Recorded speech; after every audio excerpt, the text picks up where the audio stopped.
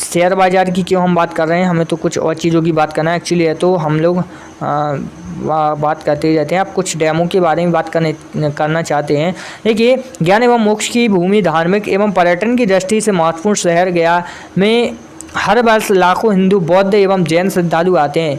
इनमें बड़ी संख्या उन श्रद्धालुओं की होती है जो अपने पितरों एवं मोक्ष दिलाने की कामना के साथ पिंडपान, स्नान एवं तर्पण के लिए यहाँ पहुँचते हैं। विश्व प्रसिद्ध विष्णुपद मंदिर के निकट मोक्षदायिनी फल्गु नदी में सतही जल का प्रवाह बरसात के कुछ भाग को छोड़कर शेष दिनों में नगण्य होने के कारण देश विदेश से आने वाले श्रद्धालुओं को काफ़ी परेशानी होती थी। और वहीं इसके समाधान के लिए विष्णुपद मंदिर के पास फल्गु नदी में सलूमर जल उपलब्ध कराने के लिए बिहार सरकार ने राज्य के पहले रबर डैम का निर्माण कराया है। इसका शिलान्यास मुख्यमंत्री ने पिछले 22 सितंबर को किया था। बिहार के जल संसाधन मंत्री संजय कुमार झा ने बताया कि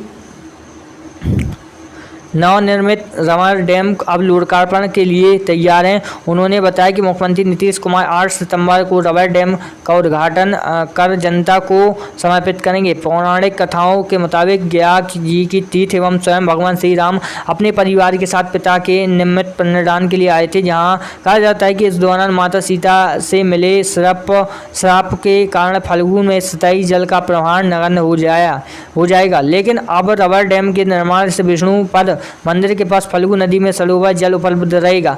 झा ने बताया कि बिहार में पहली बार परंपरागत कंक्रीट डैम के साथ निर्माण कराया जाएगा, जिसका पर्यावरण पर कोई प्रतिकूल प्रभाव नहीं पड़ेगा। योजना की पूरी तरह रूपरेखा ITI रूढ़ी विशेषज्ञों द्वारा स्थल निरीक्षण के उपरांत दी गए परामर्श को ध्यान में रखते हुए तैयारी की गई थी। योजना के तहत मंदिर के 300 मीटर निम्न प्रवाह में फल्गु नदी की बाएं तट पर 411 मीटर लंबा, 95.5 मीटर चौड़ा और 3 मीटर ऊंचा रबर डैम का निर्माण कराया गया। इसमें फल्गु नदी के सतही एवं उपसतही का जल प्रवाह को रोककर जल का संचयन किया गया है और पानी के समय समय पर प्रतिस्थापन के लिए बोरवेल की स्थापना भी की गई है। वहीं सतही जल के प्रवाह को रोकने के लिए 1031 मीटर लंबाई में सीट पाइल और 300 मीटर नियमों का उल्लंघन नहीं किया है। उन्होंने आगे कहा है कि देवघर एयरपोर्ट में नाइट लैंडिंग का मामला कोर्ट में चल रहा है। झारखंड सरकार ने इस संबंध में कोर्ट में एक हलफनामा दिया है जो गलत है, और इस संबंध में देवघर एयरपोर्ट के चेयरमैन होने वाले नाते निशिकांत दुबे एयरपोर्ट मैनेजर से जानकारी लेने के लिए कुछ देर रुके थे। देवघर के DC पर कानून एवं नियमों का उल्लंघन का आरोप लगाते हुए तिवारी ने कहा कि रजिस्ट्रेट एरिया में जाकर CCTV फुटेज कैसे निकाला जा सकता है। इस मामले में 14 साल की सजा का प्रावधान है। उन्होंने इस मामले में मुकदमा दर्ज करवाने की बात कहते हुए कहा कि इस पूरे मसले पर निशिकांत दुबे विस्तार से जानकारी दे चुके हैं। वही इस मसले पर मीडिया को द्वारा पूछे गए सवाल का जवाब देते हुए भाजपा राष्ट्रीय प्रवक्ता संबंधित पात्रा ने कहा कि इस मसले पर तकनीकी पक्ष की जो जानकारी सांसद निशिकांत ने ट्वीट कर अपना बयान देकर कहा कि इसके साथ ही उन्होंने भी राज्य की हेमंत सोरेन सरकार पर हमला बोलते हुए कहा कि झारखंड में सरकार नादारद है और अंगिता के साथ जिस प्रकार का जघन्य अपराध हुआ है उस पर कार्रवाई करने की बजाय अंगिता के घर जाकर उनके परिजनों को समता की मदद करने के लिए भाजपा नेताओं ने बात कही है। अब बात कर लेते हैं हम लोग ड्राम बॉल का प्रावधान किया गया है। इसके साथ ही जल संसाधन विभाग द्वारा फल्गु नदी के दूसरे किनारे दाएं तट पर स्थित सीताकुंड की तरफ श्रद्धालुओं के पैदल जाने के लिए 411 मीटर लंबे स्टील ब्रिज का निर्माण और फल्गु में बाएं तट की तरफ एक जबकि दाएं तट की तरफ 2 घाटों का निर्माण भी कराया जाता है। जहाँ ने कहा कि पवित्र सीताकुंड छोड़िए सब हमें कुछ और चीज़ों पर अब बात करनी चाहिए। एक्चुअली हमें राजनीति से रिलेटेड बात करनी चाहिए, हमें और सब चीज़ों से क्या लेना है। देखिए, जम्मू कश्मीर परिसीमन आयोग का गठन 6 मार्च 2020 को किया गया था और इसमें अपना अंतिम आदेश 5 मई 2022 को पारित किया गया था। आयोग को 2011 की जनगणना के आधार पर और जम्मू कश्मीर पुनर्गठन अधिनियम 2019 के भाग 5 के प्रावधानों और परिसीमन के प्रावधानों के अनुसार केंद्र शासित प्रदेश में विधानसभा और संसदीय निर्वाचन क्षेत्रों के परिसीमन का काम सौंपा गया था। आयोग की अध्यक्षता सुप्रीम कोर्ट के सेवानिवृत्त न्यायाधीश न्यूनतम रंजना प्रकाश को देसाई, मुख्य सचिव चुनाव आयुक्त सुशील चंद्रा और जम्मू कश्मीर का चुनाव आयुक्त के शर्मा ने की थी। अपने अंतिम आदेश में आयोग ने केंद्र शासित प्रदेश के लिए 90 विधानसभा क्षेत्रों और 5 संसदीय क्षेत्रों का परिसीमन किया। 90 विधानसभा क्षेत्रों में से 43 जम्मू संभाग में और 47 कश्मीर संभाग में आयोग के अनुसूचित जनजाति के लिए 9 और अनुसूचित जाति SC के लिए 7 सीटें आरक्षित की थी। पहली बार ST को आरक्षण दिया गया। अंतिम आदेश कम से कम 2 सदस्यों को प्रदान करता है। उनमें से एक विधानसभा में कश्मीर प्रवासियों के समुदाय से एक महिला होनी चाहिए और पुडुचेरी की विधानसभा के मनोनीत सदस्यों के समान शक्ति दी जानी चाहिए। आयोग के आदेश में आगे कहा गया है कि केंद्र सरकार पाकिस्तान की कब्जे वाले जम्मू और कश्मीर से विस्थापित व्यक्तियों के प्रतिनिधियों के नामांकन के माध्यम से जम्मू और कश्मीर विधानसभा के प्रतिनिधित्व देने पर विचार कर सकती है और अपने अंतिम आदेश में 5 संसदीय निर्वाचित क्षेत्रों को आयोग द्वारा जम्मू कश्मीर और को सिंगल यूनियन टेरिटरी प्रदेश सरकार सीमांकित किया गया है। इसलिए घाटी में अनंतनाग जिले, जम्मू क्षेत्र और भी कई सारी चीज़ें हैं। देखिए, इस पुनर्गठन से 5 संसदीय निर्वाचन क्षेत्रों में से प्रत्येक में 18 विधानसभा क्षेत्रों की समान संख्या होगी। सभी क्षेत्रीय पार्टियों नेशनल कॉन्फ्रेंस NC, पीपल्स अपना पार्टी और Jammu Kashmir national panthers party समेत ने आयोग के अंतिम आदेश को स्वीकार करने से इनकार कर दिया है।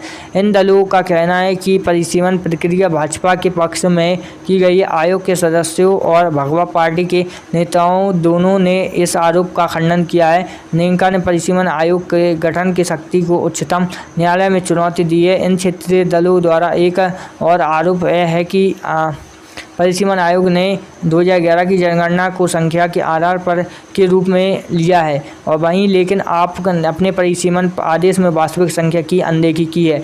ऐसे में सवाल उठते हैं कि क्या परिसीमन आदेश वास्तव में क्षेत्रीय राजनीतिक दलों की जीत की संभावनाओं को बाधित करेगा? क्या इन दलों द्वारा अंतिम आदेश में बदल दिया गया होगा? यह अपवाद इतना गंभीर है कि दल आगामी विधानसभा चुनाव में नहीं लड़ सकते। दूसरी संभावना को उन सभी क्षेत्रीय दलों में खारिज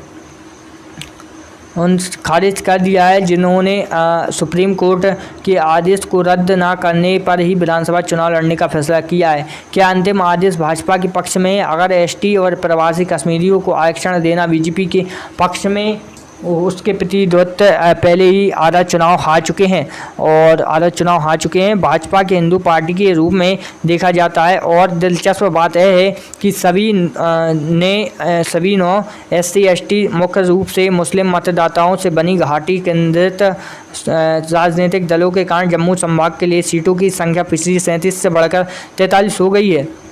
जोन के मुख्य समस्या पिछली संसदीय 87 सदस्यीय विधानसभा में घाटी में 46 लगता और गवर्नमेंट उतने पैसे लगाती है तो थोड़ी और इन्वेस्ट करके सही तरीके से टीचर को सस्पेंड करे और जो तरीके से जो पढ़ाता है। आप लोगों ने एक चीज़ तो देखा होगा कि कई सारे यूट्यूबर और कई सारे जो फेसबुक पर वीडियो अपलोड करते हैं तो वो लोग ऐसे स्कूलों की वीडियो अपलोड करते कि उन लोगों को एप्पल भी लिखना नहीं आता, जनवरी की स्पेलिंग लिखना भी नहीं आती, फरवरी की स्पेलिंग लिखना नहीं आती, उनको पहाड़ी भी नहीं आ रही ना इंग्लिश में 1 2 3 या इंग्लिश के टीचर हैं उनको इंग्लिश पढ़ना नहीं आ रहा। तो एक्चुअली ऐसा है क्यों है?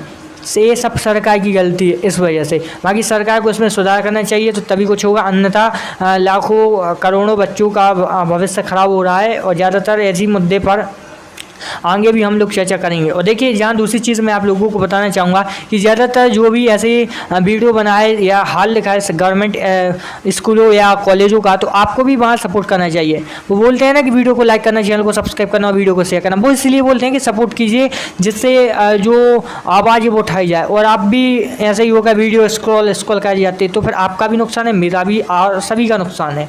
इस वजह से रिक्वेस्ट है कि जितनी वीडियो आए आप लोगों को ध्यान से देखना है, समझना है, उसके बाद फिर आप लोगों को शेयर करना है, उसको अपने व्हाट्सएप पर भी लगाना है और बातें भी लिखनी है कि हाँ भाई यहाँ पर कुछ ऐसी बातें चल रही हैं, गवर्नमेंट स्कूलों का हाल है, सरकार को इसमें सुधार करना चाहिए। जब लाखों लोग आवाज़ उठाएंगे, शिकायत करवाएंगे तो क्यों ना सुधार होगा कि नहीं? आप तो आपके हाथ में होती है सरकार, आप चाहो तो आप सरकार बदल सकते हो, बस चाहिए एक संगठन। इस वजह से आप लोगों को एकत्रित होकर उसका विरोध करना होगा और सही तरीके से शिक्षा दी जाए, इसकी आप लोगों को कोशिश करनी होगी। तब तक देखिए भ्रष्टाचार तो चारों तरफ मचा हुआ है, लेकिन उसी भ्रष्टाचार को ख़त्म करने के लिए हमें आवाज़ उठानी पड़ेगी। नहीं तो आप सोचो कि मेरे तो बच्चे कहाँ पर पढ़ रहे हैं, प्राइवेट स्कूल में अच्छी फीस दे रहा हूँ, तो वो वाली बात नहीं है। एक तरफ यहाँ आपके बच्चों पर भी आगे चल कर सही पड़ेगा, क्योंकि यदि आप लोग उनको पढ़ाई करवा रहे हो तो किस लिए करवा रहे हो कि आगे वो गवर्नमेंट एम्प्लॉय बने ना, तो फिर आप भी तो सोचिए, वो बनेंगे तो वो क्या करेंगे। इस तरीके से थोड़ा सोच समझ कर, दिमाग लगाकर ध्यान से इस चीज़ को नोटिस करके रखिएगा। और बाकी मैं कई सारी चीज़ों पर चर्चा करता रहता हूँ, आप लोगों को बताता रहता हूँ। बाकी आप क्या इस पर रिएक्ट करेंगे वो मुझे मालूम नहीं है, मुझे तो इतना है मालूम कि आप लोगों को सही तरीके से सही इन्फॉर्मेशन देनी है और तरीके से जो काम होता है वो होना चाहिए बस। और मेन चीज़ कहाँ होती है, मेन चीज़ यहाँ होती है कि जब तक आप और मैं आवाज़ नहीं उठाएंगे तब तक कुछ नहीं होगा। इस वजह से आवाज़ उठाइए और सपोर्ट कीजिए और ज़्यादा से ज़्यादा आप लोगों को सुधार करने में सरकार से मदद करनी चाहिए। अब देखिए, एक तरफ मेरा काम है इन्फॉर्मेशन देना, क्योंकि मैं मीडिया कर्मी हूँ, तो मुझे क्या आप लोगों को इन्फॉर्मेशन देनी पड़ती है, आप लोगों से हम लोगों को सपोर्ट मांगना पड़ता है कि सपोर्ट कीजिए। लीग का 100वां T20 मैच होगा। बोस्टन ने ICC रिव्यू शो में कहा था कि इस महीने क्रिकेट के ब्रेक लेने के बाद एशिया कप में वह बेहतर करेंगे, जो यह जानते हुए कि ऑस्ट्रेलिया T20 विश्व कप बहुत जल्द ही होने वाला है। कोहली ने इस साल भारत के खिलाफ सिर्फ 16 मैच खेले हैं, जिनमें से 4 T20 मैच थे। निश्चित रूप से उन्हें उस ब्रेक से मानसिक शारीरिक रूप से मजबूत होने में मदद मिली होगी। उन्होंने कहा, आप देख सकते हैं कि IPL के दौरान भी उन्होंने कहा लेकिन देश के लिए खेलते हुए आप अच्छा करना चाहते हो तो आप सही और मानसिक रूप से बेहतर महसूस करना चाहते हैं। और वहीं 3 मैचों में श्रृंखला में 1-0 से बढ़त लेने के लिए भारत की 10 विकेट से जो टीम है वो जीत को कप्तान शिखर धवन और शुभमन गिल 30.5 ओवर में 190 रनों का पीछा करने के लिए नवाद शतक लगाए। धवन ने 81 और गिल ने 82 रन बनाकर नवाद 190 की साझेदारी की। धवन ने यह कहा कि मैं युवा गिल के साथ बल्लेबाजी का आनंद ले रहा हूँ और मैं इसे एक युवा खिलाड़ी की तरह महसूस करता हूं। मैंने वेस्ट इंडीज़ में अभी अच्छा किया था, मुझे पता था कि एक बार जब मैं सेट हो जाता हूं तो मैं गेंदबाजों को नहीं छोड़ता। गिल के साथ मेरी लय अच्छी तरह से व्यवस्थित हो गई है, जिस तरह से बल्लेबाजी करते हैं वह देखना अच्छा लगता है। उन्होंने शतक को बड़े स्कोर में बदलने की निरंतर दिखाई दे रहा है। शिखर धवन ने स्लिप 2 अच्छे कैच लपके और 4 के अंतर्राष्ट्रीय प्रभावशील हो गए। अभी भी थोड़ी और चीज़ों पर हमें चर्चा करनी, एक्चुअली अभी भी कुछ थोड़ा रह गया है, बाकी चलिए बढ़ते हैं, आप लोगों को बताते हैं। देखिए, पिस्टल शूटर राहुल जाखड़ ने शूट ऑफ विजय में होने के लिए अपनी लय को बनाए रखा, क्योंकि भारतीय निशानेबाजों ने गुरुवार को उनकी ऊर्जा थोड़ी कम हो गई थी। आप बता सकते हैं कि 4 होने कितनी कोशिश, लेकिन हमें चमक बिखेरने के लिए काफ़ी चीज़ों का सामना करना पड़ता है। अब कुछ और चीज़ों का भी सामना करना पड़ेगा एक्चुअली। देखिए, लगभग 7 महीनों के बाद अपना पहला मैच खेलते हुए दीपक चाहर थोड़े नर्वस थे, लेकिन वह अपनी सटीक लेंथ में जिम्बाब्वे के साथ बल्लेबाजी करने में कामयाब रहे। चाहर ने कहा कि गेंदबाजी करते हुए थोड़ी परेशान हुई, क्योंकि जब आप 6.5 महीने के बाद एक अंतर्राष्ट्रीय मैच खेल रहे हो तो आप हमेशा नर्वस होते रहोगे। और यहाँ आने वाले से मैच से 4 से 5 अभ्यास के मैच खेला थे। वहीं अच्छी लेंथ एरिया में जो मुख्य रूप से गेंदबाजी करते हुए मौजूद टीम के सलामी बल्लेबाजों ने जल्द ही पवेलियन का रास्ता दिखाया था। चाहर का शानदार प्रदर्शन एशिया कप और T20 विश्व कप से रिजर्व खिलाड़ी के रूप में टीम में शामिल ने दक्षिण कोरिया के 2008 के स्वर्ण पदक बीच में पीछे कुल स्कोर के साथ रजत पदक का दावा किया।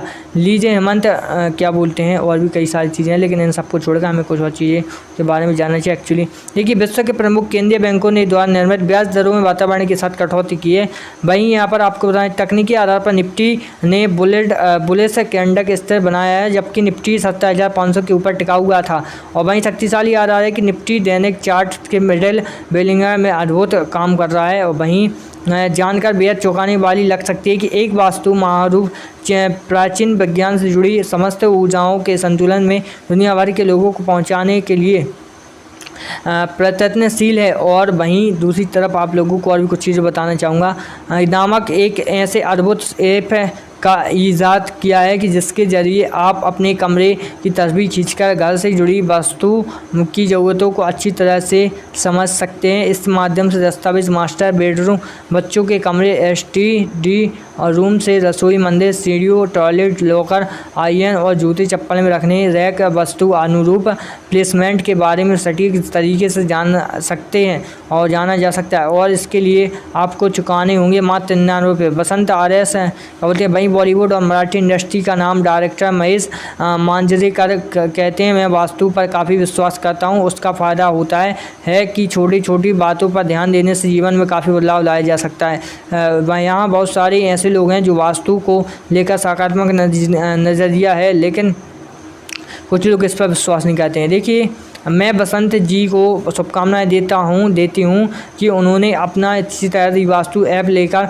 जहाँ अपने घर को कोई फ़ोटो खींचकर पोस्टर करेंगे तो वहीं बदले में आपको अपने घर की वास्तु पे हर दिशा में तरीके से बताई जाएगी। और यह ऐप आपको निशानेबाजी 2022 में पैरा स्पोर्ट विश्व कप में अपने अभियान की शुरुआत करने के हुए स्वर्ण सहित 3 पदक जीते।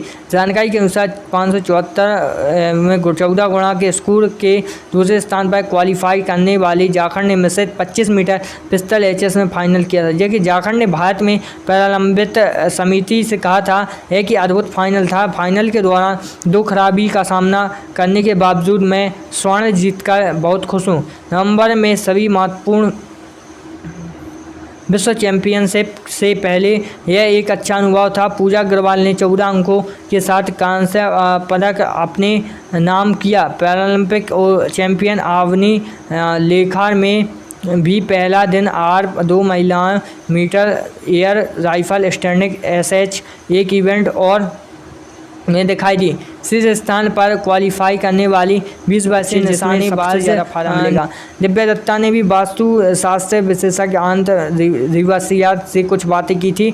इसके अलावा टेलीविज़न स्टार हिमांशु सोनी कहते हैं, मैं वास्तु पर बहुत ज़्यादा यकीन करता हूं और मेरे एक मित्र हैं बसंत राशिवसिया जी जो वास्तु एक्सपर्ट हैं। अब उन्होंने एक वास्तु ऐप बनाई है जिसका नाम है ही वास्तु ऐप को सभी लोग डाउनलोड करके रखना। और कहा गया था, उल्लेखनीय है कि वास्तु पृथ्वी, अग्नि, पानी, अंतरिक्ष, हवा और संबंधित ऊर्जाओं को संतुलन बनाए रखता है।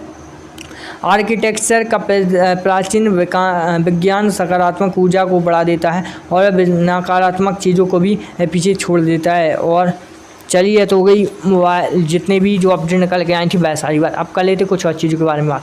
देखिए दोस्तों, सबसे पहले मैं एक चीज़ बताना चाहता हूँ आप लोगों को। लगातार काफ़ी चीज़ों पर मैंने आप लोगों को चर्चा की है। क्रिकेट के बारे में बताया, क्रिकेट के बाद मैंने जो हाल में जो अभी राज्यों में हल चल रहे हैं 12 से कैसे, तो उनके बारे में बताया और साथ में आप लोगों को काफ़ी कुछ बताने की कोशिश की है। इस वजह से आप लोगों से आशा रहती है कि आप लोग ज़्यादा से ज़्यादा इस वीडियो को शेयर कीजिएगा, क्योंकि आपके एक शेयर से ही हमारा बहुत कुछ हो सकता है। और इसलिए मेहनत की जाती है कि आप भी सपोर्ट करें और हम लोग भी आप लोगों को कुछ आगे करके दिखाएं, कुछ आप लोगों को भी कुछ ऐसी अपडेटें, ऐसी जानकारी उपलब्ध कराएं कि आप भी कहें कि हाँ कुछ बात थी आप लोगों में कि आप लोगों ने इतनी अच्छी जानकारी प्रोवाइड करवाई, वो भी इतने समय में और किस तरीके से। देखिए, यहाँ देश से लेकर विदेश तक की जानकारियाँ साझा की हैं। कनाडा से लेकर, पंजाब से लेकर, भारत से लेकर, ऑस्ट्रेलिया से लेकर, क्रिकेट बल्लेबाजों से लेकर, मौसम विभाग से लेकर और जो भ्रष्टाचार से लेकर, सच्चाई से लेकर, सड़कों से लेकर, रेल से लेकर, सड़कों से लेकर, बस स्टैंड से लेकर, यानी जो आने जाने का जो चालन होता है उसके बारे में, यानी हर एक चीज़ पर हम लोग चर्चा करते हैं और आगे भी चर्चा करते रहेंगे। बाकी एक चीज़ और मैं आप लोगों के साथ कहना चाहूँगा कि आप किसी भी चीज़ पर ध्यान दें, लेकिन तरीके से दें। और किसी भी टारगेट को यदि आप पूरा करना चाहते हो तो बड़ी शिद्दत और मेहनत से करें। यदि आपको कभी सफलता पानी है, यदि आपको सफलता पानी है तो पूरा काम शिद्दत से करना पड़ेगा और शिद्दत से मेहनत करनी पड़ेगी। जो भी आप काम शिद्दत से मेहनत से करते हो उसमें आप जो सफलते होते हो। बाकी रही न्यूज़ की बात, तो देखिए आप लोगों को मैंने मध्य प्रदेश की न्यूज़ बताई, उत्तर प्रदेश की न्यूज़ बताई, उत्तराखंड की न्यूज़ बताई, झारखंड की न्यूज़ बताई, राजस्थान की न्यूज़ बताई, पूरी इंडिया की बात बताई, चुनाव के जो नतीजे उसके बारे में बताया, साथ में जो अभी राजनीति राजनीति का हालचाल चल रहा है, मध्य प्रदेश, उत्तर प्रदेश, राजस्थान, बिहार, झारखंड, हर जगह के बारे में बताया। और विपक्ष कैसे एक दूसरे पर वार कर रहा है, बीजेपी किस तरीके से सभी को पीछे छोड़कर आगे बढ़ना चाहती है, आम आदमी पार्टी कैसे बीजेपी को गिराना चाहती है हर जगह और अपना कब्जा जमाना चाहती है। यानी सभी जो एक दूसरे पर लगातार मेहनत कर रहे हैं, प्रहार कर रहे हैं, लेकिन देखते हैं आगे क्या होता है। वैसे आपको क्या लगता है वो तो मुझे कमेंट में जरूर बताना। जहाँ लेकिन मैं आप लोगों से एक मेन चीज़ कहना चाहता हूँ कि आने वाले वक्त में काफ़ी कुछ जो चीज़ें हैं वो आप लोगों के साथ शेयर की जाएंगी। आप लोगों को भी लगेगा यहाँ आपने काफ़ी कुछ बताया जिससे हमें कुछ ना कुछ प्रॉफिट मिला है। ऐसा नहीं है कि हमारी वीडियो से कुछ प्रॉफिट नहीं हुआ, आपको हमारी वीडियो से बहुत ज़्यादा ही प्रॉफिट मिलेगा। अब क्या होगा।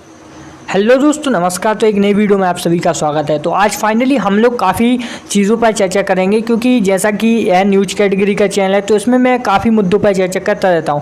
तो आज भी वही सारे मुद्दे रहने वाले हैं। तो वीडियो काफ़ी इंटरेस्टिंग होने के साथ यूजफुल रहेगी आप सभी के लिए। आप सभी यदि भारत से बिलोंग करते हैं, यानी भारत के नागरिक हो, आप किसी भी राज्य से बिलोंग करते हैं, तो यह वीडियो आप सभी के लिए काफ़ी इंपॉर्टेंट है। इसलिए आप लोगों को इस वीडियो में कंटिन्यू बना रहना है, कहीं भी स्किप ना करना है और इस वीडियो को पूरा वॉच करना है। चलिए बढ़ते हूँ, आप लोगों को बताते हैं। देखिए, सबसे पहले मैं एक चीज़ आप लोगों को बताना चाहूँगा। पंजाब विधानसभा के अध्यक्ष कुलतार सिंह संधवान ने कनाडा में रह रहे NRI पंजाबियों से राज्य के विकास में योगदान देने की अपील की है। और भाई वैंकूवर में पंजाबी समुदाय को संबोधित करते हुए स्पीकर ने कहा कि पंजाबी दुनिया भर में जहाँ भी गए हैं उन्होंने अपने स्वभाव और कड़ी मेहनत से एक अलग पहचान बनाई है। उन्होंने कहा है कि विशेषताएं उन्हें दूसरों से अलग बनाती हैं। उन्होंने कहा है कि पंजाबियों ने भी कनाडा के विकास के लिए काफ़ी हद तक योगदान दिया है और अपने स्वयं के विशाल व्यवसाय स्थापित किए। संधवान में कहा कि अब यहाँ उनकी जिम्मेदारी है कि अपनी मातृभूमि के विकास के लिए कैसी भूमिका निभाएं। अपने संबोधन के दौरान स्पीकर में कनाडा में रहने वाले पंजाबियों से अपील की कि वे पंजाब में अपनी विकासात्मक पहल शुरू करें। उन्होंने कहा कि पंजाब भले ही अपनी मातृभूमि से हजारों मील दूर रहते हैं, लेकिन अपनी आत्मा पंजाब में रहती है। उन्होंने कहा कि उनकी सफलता हर पर पंजाब को गर्व है। उन्होंने आशा व्यक्त की है कि वे मातृभूमि में रहने वाले लोगों के विकास के लिए भी कदम उठाएंगे। साधवान में पंजाब में अपना उद्यम शुरू करने वालों को हर संभव मदद देने का आश्वासन दिया है। और देखिए, इसका मतलब क्या है? इसका मतलब क्या है कि जो मतलब स्पीकर ने जो स्पीकर होता है संसद में, सदन में, जहाँ भी, तो वो इन सब चीज़ों पर चर्चा करते हैं। तो इसी से रिलेटेड इस चीज़ पर भी चर्चा की गई कि अब जो कनाडा उसको मिनी पंजाब लोग कहने लगे हैं। मतलब पूरे इंडिया में अब मिनी पंजाब कनाडा को कहा जाता है। तो आखिरकार क्यों? क्योंकि वहाँ लाखों की तादाद में पंजाबी बसते हैं और मिनी पंजाब कनाडा को बोलने लगे। एक्चुअली जितने भी पंजाबी जाते हैं, हरियाणवी जाते हैं, सब कहाँ जाते हैं? मतलब कनाडा। तो वहाँ मिनी पंजाब बोलने लगे हैं कनाडा को, जबकि यह दूसरा देश है। तो ऐसा क्यों है? क्योंकि यहाँ लाखों की तादाद में पंजाबी जाते हैं और वहाँ और अपना जो रहने का अंदाज़ा है और जो अपने घर वगैरह उन्होंने सब वहीं पर, यानी अपना पूरा रहवास वहीं बना लिया है। इसलिए उसे मिनी पंजाबी बोलते हैं कनाडा को। इस चीज़ को आप लोग ध्यान रखें। अब चलिए बात करते हैं इसी को लेकर अब कुछ और चीज़ों पर। पंजाब से जो लोग गए हैं कनाडा, तो वहाँ तो मिनी पंजाब उसको कहने लगे हैं। साथ में वहाँ जो पंजाब के निवासी हैं वो वहाँ जाकर अपना जो योगदान रहा वो उन्होंने देने की पूरी कोशिश की विकास के कार्यों में। जैसा कि मैंने अभी आप लोगों को बताया, वहाँ की सरकार भी पंजाबियों का सादर आमंत्रित करती रहती है और साथ में उन लोगों को धन्यवाद भी कहती है। क्योंकि सबसे ज़्यादा जहाँ तारीफ़ की जाती है तो पंजाबियों की जाती है। एक्चुअली आप लोगों को मालूम होगा कि मिनी पंजाब बोलते हैं कनाडा को। कनाडा में का विकास का पूरा सहयोग जाता है पंजाबी को, क्योंकि पंजाबियों ने पूरा सहयोग किया, जिस वजह से वहाँ के लोगों ने शुक्रिया कहा था। और साथ में दूसरी चीज़, जहाँ पंजाब के जो स्पीकर होते हैं संसद में या जहाँ भी, तो वहाँ लोगों ने कहा कि आप कहीं भी हज़ारों मील दूर रहें, लेकिन एक चीज़ आप लोगों को नहीं भूलना है कि हम किस मातृभूमि के हैं और कहाँ के हैं और कहाँ रहते हैं। इस चीज़ को भी और वो बोलते हैं कि ध्यान रखना। एक्चुअली आप लोगों को मालूम होगा कि हैं सब भारतीय नागरिक और जाके कहाँ बस रहे हैं? विदेश में। तो भाई अभी मैंने आप लोगों को बताया कि भाई बोला है यहाँ के मंत्री और नेताओं ने कि आप कहीं भी चले जाएँ देश से, लेकिन आप अपने देश को मत भूलेगा और देश का हमेशा हमेशा मदद कीजिएगा जब भी ज़रूरत पड़े, और जब भी ज़रूरत पड़े अपने देश में आ जाइएगा। तो ऐसी कुछ हर संभव मदद करने की कोशिश नेताओं मंत्रियों ने की है जो कनाडा में जाकर रहने लगे हैं लोग। एक्चुअली आप लोगों को मालूम होगा कि पंजाब और कनाडा, जो पंजाब से कनाडा जाते हैं और हरियाणा से कनाडा, यानी जाते तो पूरे इंडिया के, लेकिन ज़्यादातर आप लोगों को वहाँ पंजाब के लोग ही मिलेंगे। अब हम लोग अब कुछ और चीज़ों पर बात करते हैं। देखिए, संयुक्त राज्य अमेरिका में भारतीय राजदूत तरणजीत सिंह संधू ने कहा कि भारत और अमेरिका 5 प्रमुख क्षेत्रों में घनिष्ठ संबंध विकसित कर रहे हैं जो दोनों देशों के लिए मददगार साबित हो सकते हैं। तरणजीत सिंह संधू ने शनिवार को अमृतसर का दौरा किया। रहने वाले संधू ने स्वर्ण मंदिर में मत्था टेका और शिरोमणि गुरुद्वारा प्रबंधक कमेटी के प्रधान कार्यालय तेजा सिंह समुंदरी हॉल का दौरा किया, जिसका नाम उनके दादा तेजा सिंह समुंदरी के नाम पर रखा गया था। उन्होंने कहा कि भारत और अमेरिका दोनों रक्षा और रणनीतिक मामलों, स्वास्थ्य देखभाल, पर्यावरण सहित ऊर्जा, जलवायु परिवर्तन, सौर बैटरी प्रौद्योगिकी, IT, डिजिटल स्टार्टअप और इनोवेशन आदि के क्षेत्रों में एक मजबूत और घनिष्ठ संबंध विकसित कर रहे हैं। उन्होंने कहा कि अमेरिका में आपूर्ति की जाने वाली जेनेरिक दवाओं में 55% भारत में निर्मित होती है, जो कि विशेष रूप से मुद्रास्फीति के दौरान सस्ती दवा पे अपार क्षमता को दर्शाता है। तो एक्चुअली इसका भी मतलब आप लोग समझ गए होंगे। अब और कुछ अपडेटों के बारे में बात करेंगे, क्योंकि यहाँ हमारा काम है आप लोगों को बताना कि भारत में क्या हाल चल रहा है, और इसी की वजह से मैं आप लोगों को बताने को। देखिए, देवघर एयरपोर्ट की सुरक्षा के मामले में मुकदमा दर्ज होने पर झारखंड के मुख्यमंत्री पर पलटवार करते हुए भाजपा सांसद मनोज तिवारी ने कहा कि अंकिता की मदद करने से नाराज हेमंत सोरेन ने उनके स्थानीय सांसद निशिकांत दुबे और अन्य भाजपा के द्वारा जो बादलों में कुछ केमिकल छोड़कर बरसात की जाती है, आप लोगों को समझाने की कोशिश करता हूं, आप लोगों को समझना चाहिए। और भी मुझे कई सारी चीज़ों को आगे बढ़ाकर आप लोगों को समझाना है, जिस वजह से आप लोगों को सपोर्ट करना होगा। देखिए, अभी हम लोगों ने काफ़ी मुद्दों पर चर्चा कर ली, शिक्षा, स्वास्थ्य व्यवस्था के साथ साथ सरकार की कमियों के बारे में। सरकार की क्या कमी है, सरकार कैसे इसको बदल सकती है, सरकार को यदि हमें बदलना हो तो क्या करना पड़ेगा, और सरकार जब हमें बदलना चाहती करवाया है, लेकिन इस मुकदमे की वजह से अंकिता को इंसाफ दिलाने की उनकी लड़ाई बंद नहीं होगी। एक्चुअली आप लोगों को मालूम होगा कि अभी भारत में क्या से क्या मचा हुआ है, कुछ बोल नहीं सकते। बाकी देवघर एयरपोर्ट की सुरक्षा को खतरे में डालने के देवघर के DC के आरोप में पूरी तरह से खारिज करते हुए मनोज तिवारी ने कहा कि वहाँ के स्थानीय सांसद निशिकांत दुबे देवघर एयरपोर्ट के चेयरमैन हैं, और वह स्वयं मनोज तिवारी नागरिक स्वयं उद्ययन मंत्रालय से जुड़ी संसद की स्थायी समिति के सदस्य हैं, और उन्होंने किसी कि अभी भारत देश में कई राज्य ऐसे जहाँ पर विधानसभा और लोकसभा के चुनाव होने हैं, और बीजेपी और कांग्रेस के साथ अन्य जो विपक्षी दल हैं, जैसे पार्टियां माने तो जैसे आम आदमी पार्टी और भी कई सारी पार्टियां जो एक दूसरे के विपक्ष में है, और लगातार चुनाव जीतने की हर संभव कोशिश की जा रही है, चाहे वो किसी भी योजनाओं से रिलेटेड हो या कुछ भी हो। चलिए अब बात कर लेते हैं और कुछ की। तो देखिए, हिमाचल प्रदेश में होने वाले विधानसभा चुनावों में से पहले ही कांग्रेस ताश के पत्तों की तरह बिखरने लगी है। हाँ, एक चीज़ को आप ध्यान रखना, हिमाचल प्रदेश में होने वाले विधानसभा चुनावों में पहले ही कांग्रेस ताश के पत्तों की तरह बिखरने लगी है। भाजपा के प्रदेश अध्यक्ष सुरेश कश्यप ने कहा कि हिमाचल में कांग्रेस की हालत यह हो गई है कि उसका कोई संगठन ही नहीं बचा है। यही कारण है कि हर कोई विधायक बनने का सपना देख रहा है, अपना ही पार्टी की जड़ें खोदने में लगा हुआ है। कश्यप ने कहा कि हालांकि लोकतंत्र में सभी को चुनाव लड़ने का अधिकार होता है, लेकिन कांग्रेस में अजीब तरह की होड़ मची हुई है। बीते दिन ही बिलासपुर के पूर्व विधायक बंबर ठाकुर के खिलाफ बिलासपुर में कांग्रेस नेता ने ही मोर्चा खोल दिया है। पूर्व विधायक तिलक राम और जिला बिलासपुर कांग्रेस प्रवक्ता संदीप संख्यांग ने बंबर ठाकुर पर विधायक रहते भ्रष्टाचार का आरोप लगाया और CBI जांच की भी मांग की है। यह हालत उस कांग्रेस की है जिसकी प्रदेश अध्यक्ष प्रतिभा सिंह कहती है कि भाजपा के खिलाफ चार्जशीट लाएंगे, लेकिन आलम यह है कि कांग्रेसी नेता ही एक दूसरे के खिलाफ चार्जशीट लाने में व्यस्त हैं।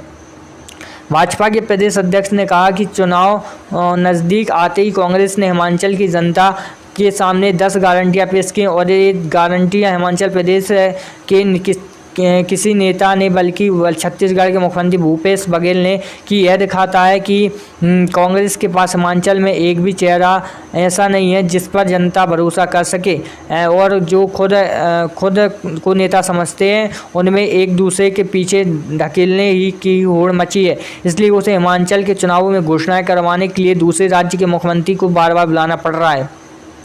कांग्रेस में अनुशासनहीनता की स्थिति यह है कि कोई प्रदेश अध्यक्ष तक नहीं सुनता। वहीं प्रतिभा सिंह प्रतिपक्ष मुकेश अग्निहोत्री, विधायक सुखविंदर सिंह और सुक्खू और क्या बोलते हैं होली और सिटिंग विधायक तक पार्टी छोड़ आज भारतीय जनता पार्टी में आ रहे हैं। यह दिखाता है कि देश के अन्य राज्यों की तरह अब हिमाचल भी कांग्रेस मुक्त होने जा रहा है। वहीं आईएएस क्या बोलते हैं, अब सभी प्रकार का सब चीज़ें होता है। हमें तो क्या करना, हमें तो सारी चीज़ों को जानना है, समझना है। विश्व के प्रमुख केंद्रीय बैंकों के द्वारा निर्मित बढ़ती ब्याज दरों के वातावरण तथा बढ़ती मुद्रास्फीति के पश्चात भी दलाल स्ट्रीट में आज बढ़त रही। इस माह में भारतीय शेयर बाजार में अन्य शेयर बाजारों की तुलना में सबसे अच्छा प्रदर्शन किया है एवं इसमें बैंक निफ्टी और की कई महीनों की नई ऊंचाई का महत्वपूर्ण योगदान रहा है। अच्छी जीडीपी, अच्छी वृद्धि दर और जीएसटी संग्रह तथा शक्तिशाली पीएमआई आंकड़े ने भी मार्केट में तेजी की स्थिति को बल प्रदान दिया है। आज जैसा कि देश का शेयर बाजार बढ़ता बंद हुआ है, वहीं तो हम किस तरीके से बदलेंगे, यानी सरकार से लेकर जनता तक और जनता से लेकर सरकार तक हर एक चीज़ के बारे में मैंने आज चर्चा की है और बाकी और भी कई सारी चीज़ों पर हम लोगों को आगे भी चर्चा करना है। एक्चुअली जब तक हम चर्चा नहीं करेंगे तब तक कुछ नहीं होगा। चर्चा करेंगे, आप लोगों को मालूम है कि क्या से क्या हो सकता है। चाहे जब तक हम बात नहीं करेंगे, बात नहीं समझेंगे, तब तक कुछ नहीं होगा। एक्चुअली हमें बात करना पड़ेगा, समझना पड़ेगा, तभी कुछ होगा। और दूसरी चीज़ मैं आप लोगों को और भी कई सारी चीज़ों को समझाने की कोशिश करता हूँ। हाँ, लेकिन मैं इतना जरूर बताना चाहता हूँ कि सरकार लगातार कुछ ना कुछ करने की कोशिश करती है, कुछ ना कुछ बताने की कोशिश करती है, लेकिन सबसे मेन चीज़ यही होती है कि सरकार कुछ ना कुछ करे और सरकार कुछ ना कुछ करे तभी कुछ होगा। एक्चुअली सरकार जब कुछ ना कुछ करेगी तभी कुछ होगा। देखिए, वो चीज़ मैं आप लोगों को बताना चाहूँगा कि अभी हालात क्या चल रहे हैं। अभी बारिश का मौसम चल रहा है, अभी बारिश चारों तरफ हो रही है, राज्यों में, शहरों में और क्षेत्रों में और देशों में। आप लोगों को मालूम है बारिश का सीजन चल रहा है, बारिश का मौसम चल रहा है। अब देखिए, हाँ, बारिश की बात आ गई है तो कुछ इसी के बारे में बात कर लेते हैं। एक्चुअली आप लोगों को मालूम है चीन और अमेरिका कुछ ऐसे ही उनके पास वो कृत्रिम रूप से वर्षा कर लेते हैं, प्राकृतिक रूप से, कृत्रिक रूप से, यानी स्वयं के द्वारा बारिश कर लेते हैं। तो वो अब देखिए, यह प्रकृति को हानि पहुंचाना नहीं, यदि ज़्यादा प्रकृति ने मूड बना लिया तो बाढ़ जैसे हालात बहुत ज़्यादा पैदा होंगे। तो ऐसा क्यों करते हैं? कृत्रिम रूप से बारिश करवा लेते हैं यार ये लोग, कृत्रिम रूप से, मतलब मशीनों के द्वारा बादलों में कुछ छोड़कर केमिकल और वहाँ पर बादल इकट्ठे करके उन लोगों को क्या करके बारिश करवा देते हैं, जिससे तालाब नदियाँ भर जाती हैं, पीने का पानी हो जाता है। अब ये क्या है? ये प्रकृति को चुनौती देना नहीं है। एक्चुअली आप मतलब जंगल काट रहे हो, वृक्ष काट रहे हो, फिर तो मान लीजिए यदि इन्हीं क्लासों में सही से शिक्षा नहीं मिलेगी तो फिर वो कैसे एक्टिव बनेंगे, कैसे एम्प्लॉय बनेंगे या फिर कैसे एंटरप्रेन्योर बनेंगे। मतलब मेरा मतलब है कि किसी को यदि वह कोई भी बिजनेस खड़ा कर रहे हैं, कोई एजुकेशन से रिलेटेड, तो वह कैसे खड़ा करेंगे। इस वजह से सरकार को इस चीज़ पर ध्यान देना चाहिए कि जब गवर्नमेंट जो सैलरी मिल रही है उन लोगों को गवर्नमेंट की ओर से, गवर्नमेंट वो टीचर हैं, तो फिर वो क्यों ऐसा करते हैं कि सही तरीके से बच्चों को नहीं पढ़ाते हैं। और फिर सरकार की भी कुछ गलती होती है कि वह जो टीम है, टीम गठित करके जांच की तो करती है टीम, लेकिन उतने तरीके से नहीं हो पाती। आप लोगों को मालूम है हर तरफ भ्रष्टाचार और रिश्वत का जो काम है वो चल रहा है, तो क्या कह सकते हो, खुलेआम सब लोग देखते हैं लेकिन कोई भी एक्शन नहीं लेता। तो भाइयों, लेकिन एक्शन नहीं लेता, लेकिन आपका एक कदम आपको आपके बच्चों का भविष्य मतलब उज्ज्वल की तरफ ले जा सकते हैं। इस वजह से आप लोगों को कुछ ऐसा करना होगा, आप लोगों को मिलजुल कर, कि जो व्यवस्था है कानून की वह ठीक हो जाए और जो शिक्षा है वह भी तरीके से दी जाए।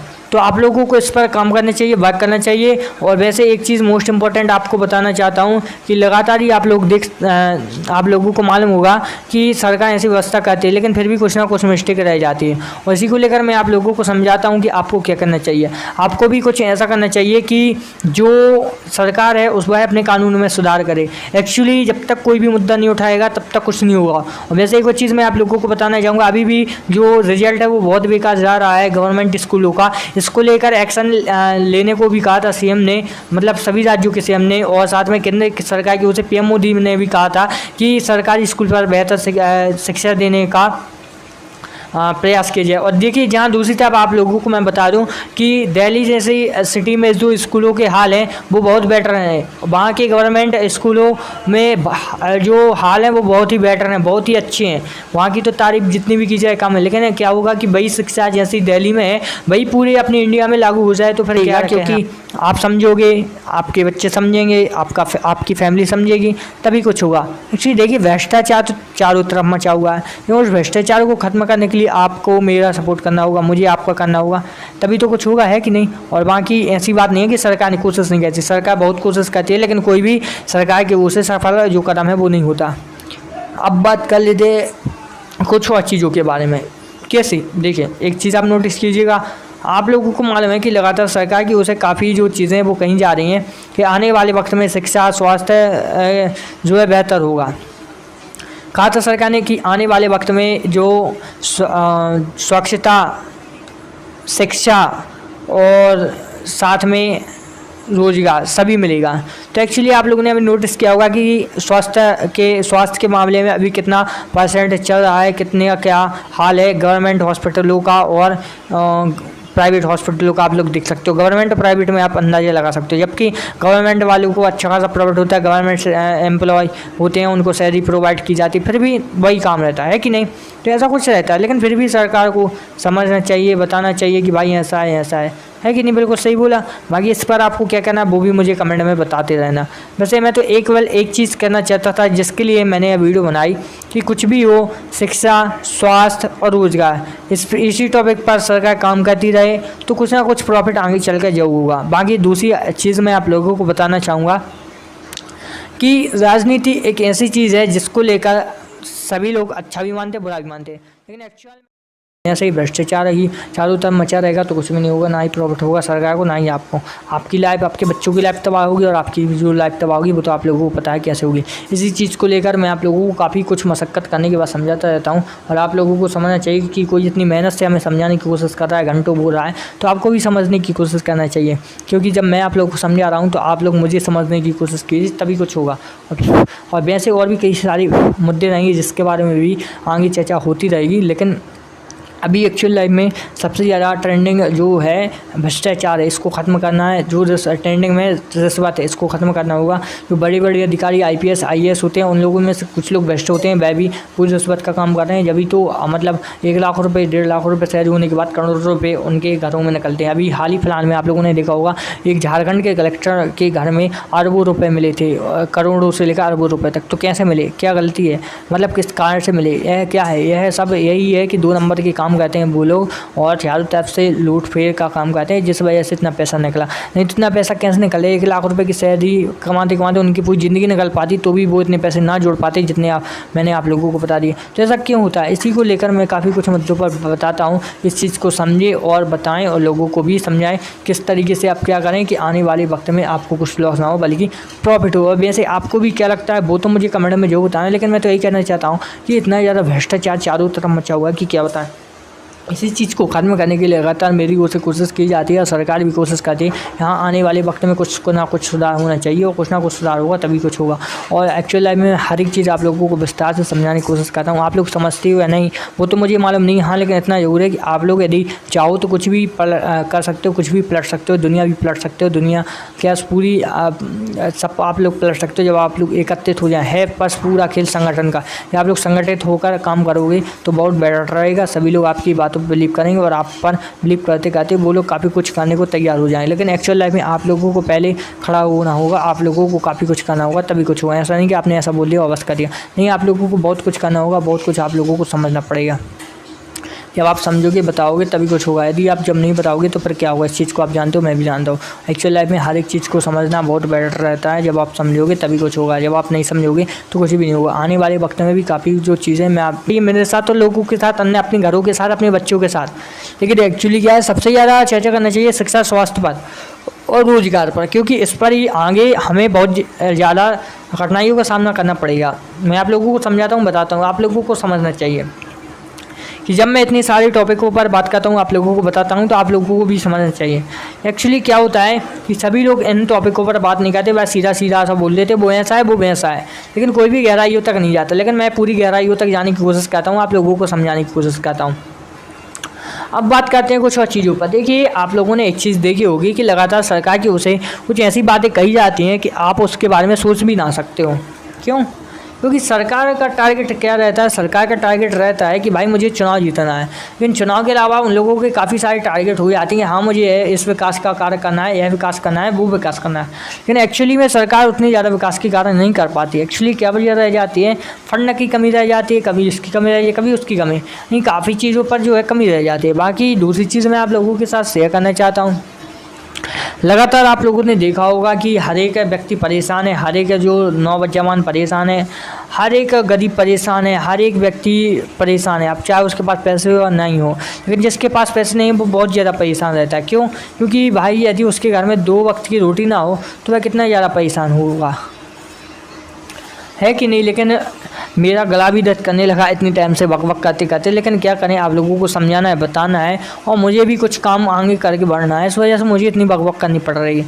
बाकी आगे देखेंगे कि इतनी ज़्यादा बक बक होती है नहीं, वो तो आने वाला वक्त बताएगा। हाँ, लेकिन इतना ज़रूर है कि अच्छे से काम करना चाहिए, सफलता से, मेहनत से, तभी कुछ है। जब तक मेहनत करेंगे तभी कुछ होगा, मेहनत नहीं करेंगे तो कुछ भी हासिल नहीं होगा, है कि नहीं? इसी उद्देश्य से मैं काम करता हूँ। बाकी दूसरी चीज़ मैं आप लोगों को बताना चाहूँगा कि लगातार सरकार की ओर से मुद्दे उठाए जाते हैं, सरकार की ओर से ग्रामीण क्षेत्रों, ग्रामीण कितने भी काम हो, लेकिन जॉब चाहिए, क्योंकि पढ़ लिख कर क्या करेंगे? अनपढ़ भी हैं तो क्या करेंगे? जॉब तो मिलने वाली नहीं है, तो वो लोग प्राइवेट सेक्टर में, और प्राइवेट सेक्टर बहुत बढ़िया सेक्टर है। जैसे कि आप लोगों को मालूम होगा, इस चीज़ को आप लोगों को समझना होगा, जैसे कि कोई भी मोबाइल की कंपनी है, जैसे मोबाइल की कवर बनाती है, मोबाइल ही बनाती है, तो उसमें कुछ पढ़े लिखे स्टूडेंटों की आवश्यकता होती है, तो पढ़े लिखे भी जा सकते हैं, हो गई ना? उन लोगों की भी सैलरी वहाँ पर अच्छी होती है। यदि आप लोग सॉफ्टवेयर वगैरह की पढ़ाई कर रहे हो, सॉफ्टवेयर इंजीनियर हो, यदि आप इसकी इंजीनियर की पढ़ाई कर रहे हो, सॉफ्टवेयर इंजीनियर की, तो वह भी एक अच्छी बात है। तो वहाँ भी आप लोगों को प्राइवेट सेक्टर में अच्छा खासा पैसा मिल सकता है। यानी ऐसा नहीं कि गवर्नमेंट के अलावा प्राइवेट सेक्टर वाले एम्प्लॉय भी अच्छा खासा पैसा कमाते हैं, इस चीज़ को आप लोगों को मालूम होगा। और दूसरी चीज़ मैं आप लोगों को बताना चाहूँगा कि लगातार ही कोशिश की जाती है कि सरकार को मदद करना चाहिए, और सरकार को मदद करने के साथ साथ मतलब सरकार लोगों को कुछ ऐसी ट्रिकों के बारे में बताए कि भाई हम अपनी जो है, हमारी ओर से गवर्नमेंट नौकरी प्रोवाइड नहीं की जा सकती, तो आप लोगों को अपना जो काम है खुद ही ढूंढना होगा। तो जिससे जो लोग हैं वो इस चीज़ को समझेंगे, और समझने के बाद इस चीज़ को मानेंगे, और फिर आगे भी वर्क करेंगे, है कि नहीं? बिल्कुल सही बात है। आपको कैसी लगी मुझे कमेंट में जरूर बताना। और सरकार को इस चीज़ पर भी फोकस करना चाहिए कि लगातार बेरोज़गारी बढ़ती जा रही है, रोज़गार की कोई ऑप्शन नहीं है, तो सरकार को इस पर भी काम करना चाहिए। इससे क्या होगा? इससे बहुत कुछ होगा। इससे क्या हो सकता है? इससे देखिए, सबसे पहले तय होगा कि लगातार यदि सरकार ने ऐसे ही काम करने की कोशिश की और लगातार लोगों को समझाया, तो बहुत कुछ हो सकता है, बिल्कुल हो सकता है। और दूसरी चीज़, सरकार कोशिश करती है कि लोगों को अच्छा खासा रोजगार दिया जाए, तो वह भी सरकार उसमें भी आगे चलकर सफल होगी। ऐसा नहीं है कि नहीं होगी, बिल्कुल होगी। और दूसरी चीज़ मैं आप लोगों को बताना चाहूँगा कि लगातार प्राइवेट सेक्टर से लेकर गवर्नमेंट सेक्टर से लेकर हर एक फील्ड में सरकार आगे बढ़ने की कोशिश कर रही है। और प्राइवेटाइज कंपनी इतनी बेस्ट कंपनी होती है कि आप सोच भी नहीं सकते हो। देखिए, प्राइवेट कंपनी में एक खासियत रहती है कि वहाँ पर लोगों को कम सैलरी भली दी जाती है, लेकिन लोगों को नौकरी जरूर मिल जाती है। एक्चुअली क्या है, लोगों को जब रोज़गार चाहिए होता है ना, तो वह किसी भी कंपनी में जाकर रोज़गार ले सकते हैं। अभी के समय में इतनी मुश्किल भरे हालात हैं कि भाई रोज़गार लेने में बहुत ज़्यादा प्रॉब्लम होती है, चाहे तो वही वो प्राइवेट सेक्टर और गवर्नमेंट, बहुत ज़्यादा तकलीफ, बहुत ज़्यादा दिक्कत होती है लोगों को। तो सरकार को कुछ ऐसी व्यवस्था बनानी चाहिए कि जो यंग जो लड़के और लड़की हैं जो पढ़ाई कर रहे हैं, उन लोगों को गवर्नमेंट जॉब नहीं मिल रही, तो उनके लिए कुछ व्यवस्था कर देनी चाहिए। जैसे कि जैसे भी कैटेगरी में उन लोगों ने पाई है जिसमें फील्ड में, तो उसमें उसको उन लोगों को ढकेल देना चाहिए कि हाँ भाई, आप इस फील्ड में हो तो आप यहाँ पर जाकर आप प्राइवेट जॉब कर सकते हो। सेक्टर खोलना चाहिए सरकार को। फिर जॉब करना या ना करना हम लोगों के ऊपर, यंग लोगों के ऊपर डिपेंड करता है, यंग लड़कियों को डिपेंड करता है सरकार को। लेकिन सेक्टर तो खोलना चाहिए, कुछ रास्ता तो दिखाना चाहिए। अब लोगों को क्या मालूम होगा कि कहाँ से कहाँ जाना। कम से कम सरकार इतनी हेल्प कर सकती है, लेकिन सरकार ऐसा नहीं करती। तो क्यों नहीं करती? अब देखिए, इसके बारे में कोई नहीं जानता। अब लोगों को मालूम है सबसे सबसे ज़्यादा जो एमपी के पिछड़े क्षेत्रों के लोग कहाँ जाते हैं? दिल्ली। और एमपी के अलावा कई ज़िले ऐसे हैं जहाँ के सारे लोग दिल्ली जाते हैं, और भी कई दूसरे शहरों में जाते हैं रोज़गार ढूंढने के लिए, मजदूरी करने के लिए, प्राइवेट कंपनियों में काम करने के लिए। तो देखिए एक्चुअली उन लोगों को बहुत ही मुसीबतों का सामना करना पड़ता है, और दूसरी तरफ जहाँ वहाँ का खर्च बहुत ज़्यादा होता है। तो इन सब चीज़ों को देखकर सरकार को बहुत ज़्यादा मदद करनी चाहिए लोगों की, और लोगों को बताना चाहिए, और लोगों को समझना चाहिए, लोगों को सही सलाह देनी चाहिए, और लोगों को सही दिशा में ढकेलना चाहिए। तो देखिए हर बार कुछ ना कुछ मुद्दे लेकर मैं आप लोगों को बताता रहता हूँ। आज का भी कुछ ऐसा ही रहने वाला है। जैसे कि लगातार आप लोगों को मालूम होगा कि प्राइवेट सेक्टर में हम लोगों ने बात कर ली प्राइवेट कंपनियों की, अब बात करते हैं कुछ और चीज़ों की। देखिए अब दूसरी चीज़ मैं आप लोगों को बताना चाहूँगा कि प्राइवेट जो कंपनी है वो बेस्ट है। उसमें यदि कोई भी यंग लड़का लड़की जॉब करना चाहते हैं बिल्कुल कर सकते हैं, उन लोगों के दरवाजे खुले रहते हैं, बस वो आपको उसने एजुकेशन होना चाहिए। अब देखिए इसके अलावा दूसरी चीज़ आप लोगों को मैं बताना चाहूँगा कि लगातार सरकार की ओर से प्रयास किए जा रहे हैं, लोन भी प्रोवाइड करवाए जा रहे हैं। तो देखिए लोन के लिए भी मैं आप लोगों को बताना चाहूँगा, लोन मिल तो जाता है लोगों को, लेकिन आसानी से नहीं बनता, बहुत ज़्यादा मुसीबतों का सामना करना पड़ता है, बहुत ज़्यादा। आप लोग सोच भी नहीं सकते। आप लोगों ने देखा होगा कि बहुत ज़्यादा मुसीबतों का सामना करने के बाद ही उन लोगों को जॉब मिलती है, और मिलती हो नहीं कोई निश्चित नहीं होता। तो सरकार को इस पर भी फोकस करना चाहिए, इस पर भी ध्यान देना चाहिए, क्योंकि जब इस पर फोकस किया जाए, इस पर ध्यान दिया जाए, जब तो कुछ होगा। अगर जिस सरकार इस पर फोकस नहीं करेगी, इस पर ध्यान नहीं देगी, तो पर कैसे कुछ होगा? है कि नहीं? बिल्कुल करेक्ट बात है। तो मुझे कमेंट में जो बताना। अब दूसरी चीज़ मैं आप लोगों को बताना चाहूँगा कि सरकार हर बार कुछ ना कुछ सुविधाएं प्रोवाइड करवाती है, तो वह भी एक अच्छी बात है, लेकिन प्रोवाइड करवाने के बाद सरकार को कुछ ऐसी चीज़ों और उसके बाद उन्होंने वेस्ट इंडीज़ और जिम्बाब्वे के खिलाफ वनडे मैचों में आराम दिया गया था। नवंबर 2019 के बाद अंतर्राष्ट्रीय क्रिकेट में शतक नहीं बनाने के बाद कारण कोहली लंबे समय तक खराब फॉर्म से गुजर रहे थे। अगर यह दुबई में 28 अगस्त को पाकिस्तान के खिलाफ मैच में खेलते हैं, तो जिसे क्रिकेट में दुनिया में सबसे बड़ी प्रतिद्वंदिता कहा जाता है, तो वह कोहली मांगती है कि जो डेली अपडेट है, तो डेली अपडेट तो वही हो रहा है जो डेली हो रहा है। फिर मैच क्या है, जो अलग से टॉपिक हटकर कोई वीडियो बना रहा है, कोई समझा रहा है, तो उसको भी आपको ध्यान से देखना चाहिए। एक्चुअली मैं आप लोगों को बताना चाहता हूं कि सरकार लगातार ही शिक्षा व्यवस्था को बेहतर बनाने के लिए कोशिश कर रही है, टीम गठित कर रही है, संगठन गठित कर रही है, और पूरी मेहनत जोर लगा रही है। लेकिन क्या होता है कि इस वजह से यह जो है सरकार सफल नहीं हो पाती, क्योंकि भ्रष्ट मचा हुआ है चारों तरफ। थोड़ी सी रिश्वत दो तो वो पलट जाते हैं। इसी के चलते आप लोगों ने देख तो लिया होगा कि कई विधायकों को लेकर कोई बैंकॉक जा रहा है फ्लाइट बुक करके, कई विधायकों को बुलाकर किसी रिजॉर्टों में रखा हुआ है, सबसे महंगे रिजॉर्ट में पूरे राज्य के। तो ऐसा क्यों कर रहे हैं? ऐसा इसीलिए कर रहे हैं, आप लोग समझिएगा कि सरकार हमारी रहे, हमारी खुशी रहे, हमारी शान रहे, बस इसी के लिए सब लोग लगे हुए। लेकिन यह कोई नहीं देख रहा कि एक दिन जाना तो सबको है, तो कुछ भलाई कर दिया जाए, क्योंकि यह सोच सबकी नहीं होती। इस वजह से मैं आप लोगों से कहता हूँ ज़्यादा से ज़्यादा इस चीज़ को सपोर्ट करें, समझें और बताएं। एक्चुअली जब तक ऐसा नहीं करेंगे तब तक कुछ नहीं होगा, तब तक ऐसे ही जो भ्रष्टाचार है वो मचा रहेगा। जल्द से जल्दी से मुद्दे पर सब कुछ स्पष्ट कर दिए जाने के बाद क्या लिखा है, डी पर सब कुछ स्पष्ट कर दिया, आश्वासन दिया है। राज्यपाल मिलने वाले प्रतिनिधि मंडल में कांग्रेस सांसद गीता कोड़ा, धीरज साहू और क्या बोलते हैं जो भी है नाम। और मतलब है कि हेमंत सोरेन ने मुख्यमंत्री रहते हुए रांची के अनगढ़ा में नाम 88 डिसमिल के क्षेत्रफल वाली पत्थर खदान लीज पर ली थी, और भाजपा ने इसे ऑफिस को ऑफ प्रॉफिट लाभ का पद और जनप्रतिनिधित्व कानून के उल्लंघन का मामला बताते हुए राज्यपाल के पास शिकायत की थी। राज्यपाल ने इस पर चुनाव पर आयोग का मतगणना मांगा था, और आयोग ने शिकायतकर्ता और हेमंत सोरेन को नोटिस जारी कर इस मामले में उनसे जवाब मांगा, और दोनों के पक्ष सुनने के बाद चुनाव आयोग ने बीते गुरुवार को राजभवन में मतगणना भेजकर उनकी विधानसभा सदस्यता रद्द करने की सिफारिश की थी। और चुनाव आयोग का यह मंतव्य राजभवन के पास और अधिकारियों के इस बारे में राजभवन 7 दिनों में कुछ भी नहीं कर सका है। और अब हमें लगातार काफ़ी कुछ के बारे में चर्चा करें। दिल्ली विधानसभा में नेता प्रतिपक्ष रामवीर सिंह बुदूड़ी और नेतृत्व में भाजपा विधायकों ने गुरुवार के मुख्यमंत्री अरविंद केजरीवाल के इस्तीफे की मांग करते हुए उनके निवास के बाहर धरना किया। नेता प्रतिपक्ष के मुताबिक विधानसभा विपक्ष में सवालों के जवाब देने की मुख्यमंत्री अरविंद केजरीवाल ने हिम्मत नहीं है, इसलिए जब भी इन सवालों पर जवाब मांगा गया, विपक्षी विधायकों को मार्शल बुलाकर सदन से बाहर करा दिया गया। जाहिर है कि मुख्यमंत्री खुद इस सारे भ्रष्टाचार के संरक्षक हैं, और इसलिए उन्होंने इस पद पर बने रहने की कोई अधिकार नहीं है। इसके साथ ही भाजपा विधायकों ने कहा कि विधानसभा की विशेष सत्र के 500 दिन उन्हें निकाल के केजरीवाल सरकार ने लोकतंत्र की हत्या की है। मुख्यमंत्री अपने बाप को कट्टर ईमानदार कहते हैं, लेकिन उनके उप मुख्यमंत्री के खिलाफ सीबीआई ने FIR दर्ज की और एक अन्य वरिष्ठ मंत्री 3 महीने से जेल में है। केजरीवाल ने उनके खिलाफ कोई कार्रवाई करना तो दूर, उन्हें मंत्रिमंडल से भी नहीं निकाला। स्पष्ट रूप से भ्रष्टाचार का संरक्षण है। हजारों करोड़ रुपए की शराब घोटाले के बाद शिक्षा घोटाले की रिपोर्ट भी सामने आ गई है और आ चुकी है। यह कोई आरोप नहीं बल्कि केंद्रीय सतर्कता आयोग की रिपोर्ट है, जो 2.5 साल पहले दिल्ली सरकार को सौंप दी गई थी, लेकिन उसे दबा दिया गया है। इसके अलावा के बारे में आप लोगों को डिटेल्स से बताता हूँ।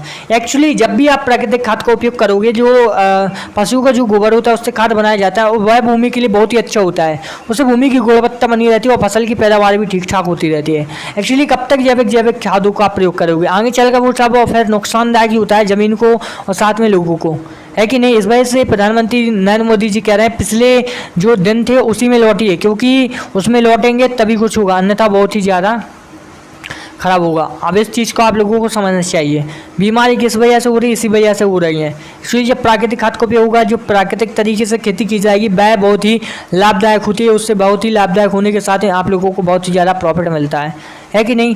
अब बात कर लेते हैं कुछ और चीज़ों के बारे में। देखिए, इसके अलावा किसी के फील्ड में नरेंद्र मोदी जी ने ऑफिशियली कहा था कि आने वाले वक्त में ऐसा कुछ किया जाएगा कि आप लोग सोच नहीं सकते हो। जी हाँ, मतलब ऐसा कुछ उन लोगों ने कहा था कि आगे चलकर कुछ ऐसा किया जाएगा कि आप लोगों को कुछ ना कुछ प्रॉफिट होगा, ना कि लॉस होगा।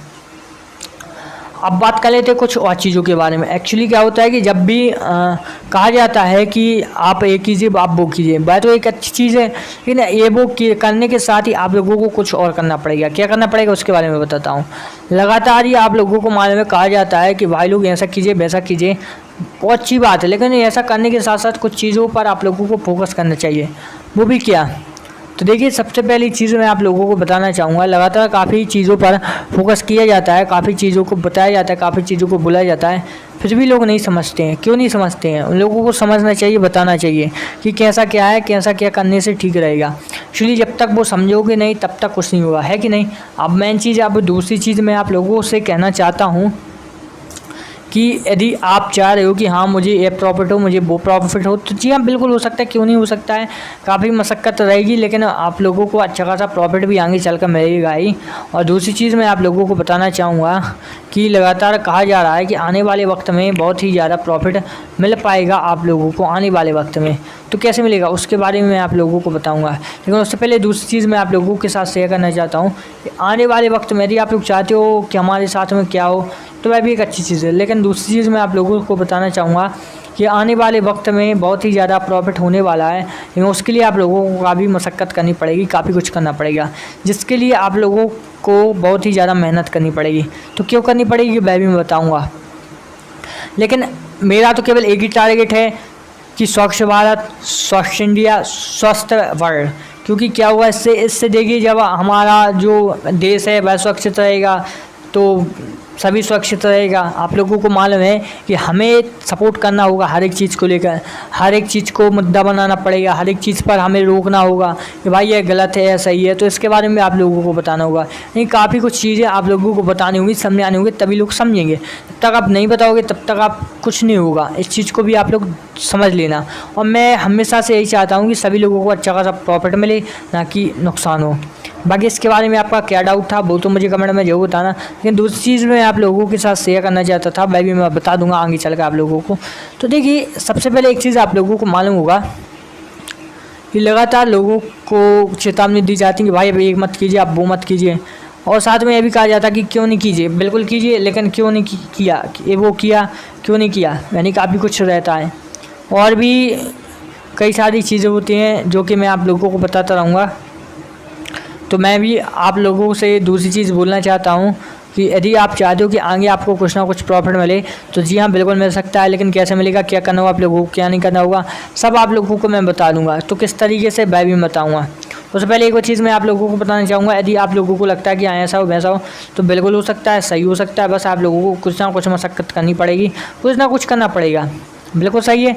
इस वजह से बाकी यहाँ पर दूसरी चीज़ मैं आप लोगों को बताना चाहूँगा कि यदि आप सरकार का सपोर्ट करेंगे, सरकार आपका सपोर्ट करेगी तो काफ़ी कुछ हो सकता है। लेकिन होता कब है, जब आप उस पर सपोर्ट सरकार का करें, सरकार आपका करे। आप सरकार के विरुद्ध जा रहे हो, सरकार आपके विरुद्ध जा रही है, तो फिर कैसे काम चलेगा। इस चीज़ को भी आप लोगों को समझना पड़ेगा। और दूसरी चीज़ मैं आप लोगों को बताना चाहूँगा कि सरकार पूरी कोशिश करती है कि हाँ ऐसा कार्य हो और ऐसा कार्य ठीक रहेगा और इस कार्य से यह रहेगा। सरकार भी काफ़ी कुछ बताने की कोशिश करती है, लेकिन आपको उसके बारे में समझना पड़ेगा। एक्चुअली क्या है, जब तक आप समझोगे नहीं, जानोगे तब तक कुछ नहीं होगा। बिल्कुल सही चीज़ मैं आप लोगों को बता रहा हूँ।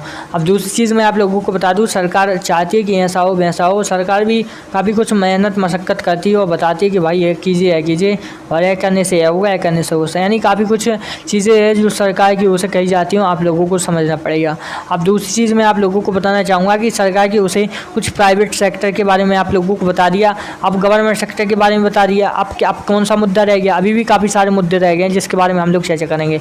अब एक और चीज़ के बारे में चर्चा कर लेते हैं। एक्चुअली क्या है, आज का ज़माना काफ़ी यंगेस्ट ज़माना है और पुलिस ही नहीं होती, ना ही ट्रैफिक पुलिस होती है, ना ही कुछ होता है, बस चलता रहता। सभी बिना हेलमेट के घूमते हैं, तभी तो बाद में सबसे ज़्यादा एक्सीडेंट के केस आते हैं और सबसे ज़्यादा लोगों की मौत होती है। जब तक यह भ्रष्टाचार नहीं जाएगा, तब तक जो सही तरीके से कानून व्यवस्था लागू नहीं होगी, तब तक कुछ नहीं होगा। इसको ख़त्म करने के लिए, इसको सब करने के लिए सरकार को बहुत ज़्यादा मशक्क़त करनी पड़ेगी, जिसके लिए सरकार को बहुत ज़्यादा कोशिशों का सामना करना पड़ेगा, बहुत सारी मुसीबतों का सामना करना पड़ेगा। जब मुसीबतों का सामना करेंगे तभी कुछ होगा, अन्यथा कुछ भी नहीं होगा।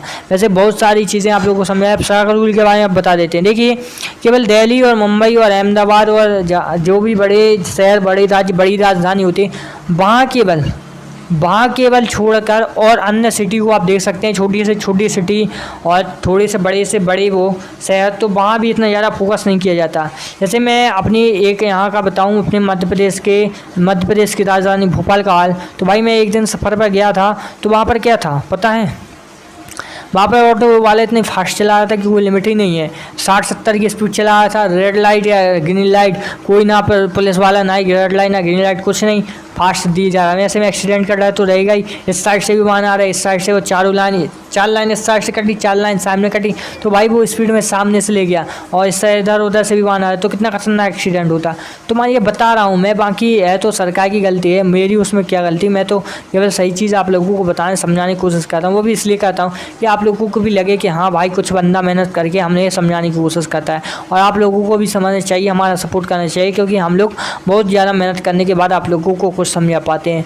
और देखिए, शिक्षा, स्वास्थ्य व्यवस्था, आप व्यापार की बारे में बात करते हैं।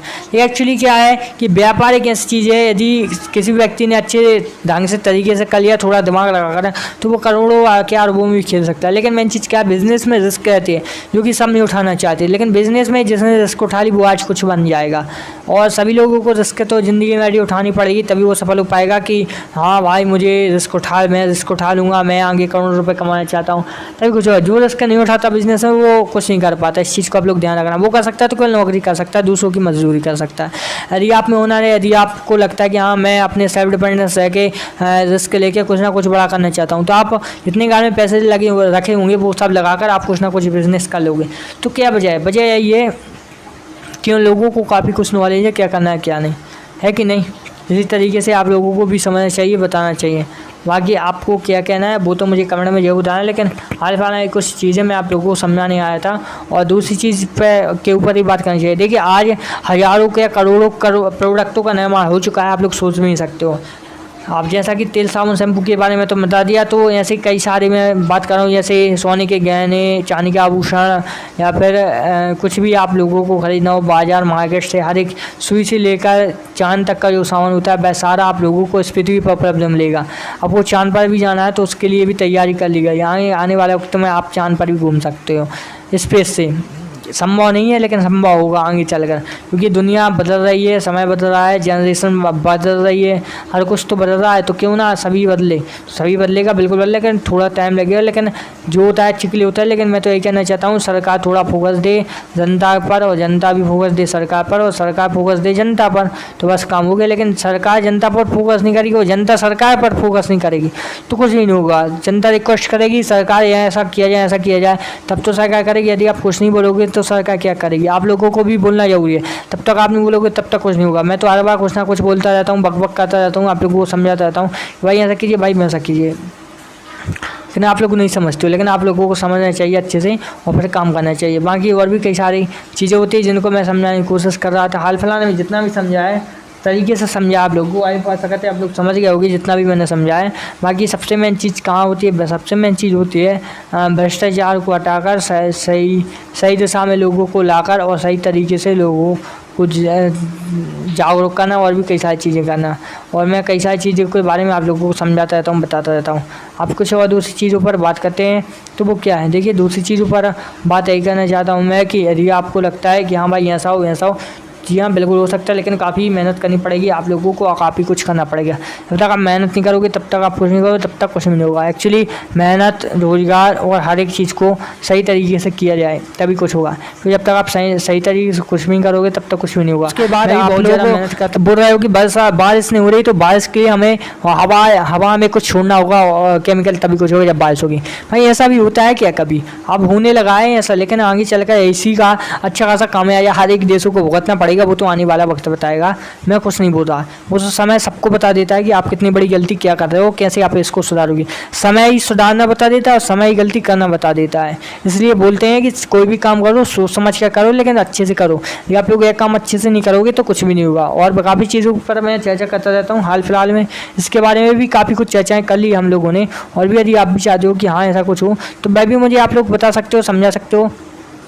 वैसे कृत्रिम बादशाह के बारे में हम लोग नेक्स्ट वीडियो में और समझाएंगे तरीके से, किस तरीके से इस पर जो क्लाउड क्या कहते हैं, कुछ नाम नहीं आ रहा, उस चीज़ पढ़कर समझकर आप लोगों को बताने की कोशिश की जाएगी कि कृत्रिम रूप से बारिश कैसे होती है और क्या इसका रिएक्शन होता है लोगों पर और क्या प्रकृति पर रिएक्शन होता है, प्रकृति क्या रिएक्शन इस पर करती है, वो तो मैं सारी चीज़ें आगे बताऊँगा। लेकिन एक चीज़ तो है कि कृत्रिम रूप से बरसात चीन ने अभी करवाई थी तो एक्चुअली वहाँ पर बाढ़ जैसे हालात पैदा होने के चांसेस बढ़ गए थे। एक्चुअली कृत्रिम रूप से बरसा की फिर बादल भी उमड़ आए तो वो बारिश तो काफ़ी कुछ हो सकता है। लेकिन ऐसा करना, क्लाउड स्ट्रीमिंग बोलते हैं उसको, क्लाउड स्ट्रीमिंग नाम इस तरीके से लेंगे, यानी सरकार से लेकर जनता तक और जनता से लेकर सरकार तक हर एक चीज़ के बारे में मैंने आज चर्चा की है। और बाकी और भी कई सारी चीज़ों पर हम लोगों को आगे भी चर्चा करना है। एक्चुअली जब तक हम चर्चा नहीं करेंगे तब तक कुछ नहीं होगा। चर्चा करेंगे, आप लोगों को मालूम है कि क्या से क्या हो सकता है।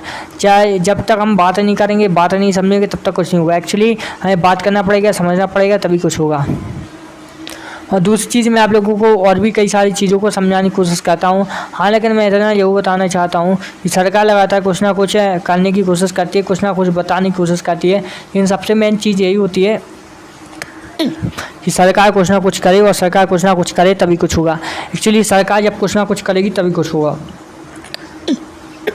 देखिए वो चीज़ मैं आप लोगों को बताना चाहूँगा कि अभी हालात क्या चल रहे हैं। अभी बारिश का मौसम चल रहा है, अभी बारिश चारों तरफ हो रही है, राज्यों में, शहरों में और क्षेत्रों में और देशों में। आप लोगों को मालूम है बारिश का सीज़न चल रहा है, बारिश का मौसम चल रहा है। अब देखिए हाँ, बारिश की बात आ गई है तो कुछ है इसी के बारे में बात कर लेते हैं। एक्चुअली आप लोगों को मालूम है चीन और अमेरिका कुछ ऐसे ही उनके पास वो कृत्रिम रूप से वर्षा कर लेते हैं, प्राकृतिक रूप से, कृत्रिक रूप से, यानी स्वयं के द्वारा बारिश कर लेते हैं। तो वो अब देखिए यह प्रकृति को हानि पहुंचाना नहीं, यदि ज़्यादा प्रकृति ने मूड बना लिया तो बाढ़ जैसे हालात बहुत ज़्यादा पैदा होंगे। जैसा क्यों करते हैं, कृत्रिम रूप से बारिश करवा लेते हैं यार ये लोग। कृत्रिम रूप से मतलब मशीनों के द्वारा बादलों में कुछ छोड़कर केमिकल और वहाँ पर बादल इकट्ठे करके उन लोगों को क्या करके बारिश करवा देते हैं, जिससे तालाब नदियाँ भर जाती हैं, पीने का पानी हो जाता है। अब ये क्या है, ये प्रकृति को चुनौती देना नहीं है। एक्चुअली आप मतलब जंगल काट रहे हो, वृक्ष काट रहे हो, फिर तो मान लीजिए यदि इन्हीं क्लासों में सही से शिक्षा नहीं मिलेगी तो फिर वो कैसे एक्टिव बनेंगे, कैसे एम्प्लॉय बनेंगे या फिर कैसे एंटरप्रेन्योर बनेंगे।